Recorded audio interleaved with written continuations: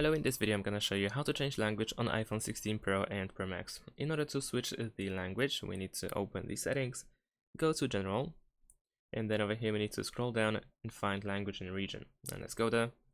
Now over here we have preferred languages. Of course we can switch the position of those preferred languages. And if you change the position, if you have more than one language, if you change the position and prioritize another one, then you will need to restart your iPhone in order to apply this setting. You can also press add language in order to find more languages to add.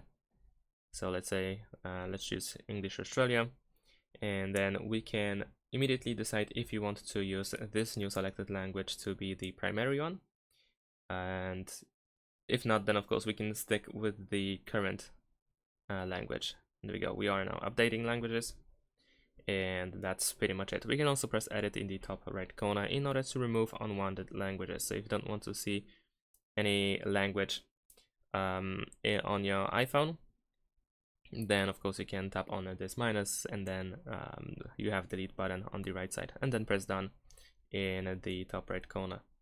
And that's pretty much it. Thanks for watching, leave a like and subscribe to my channel, and see you in my next videos. Bye.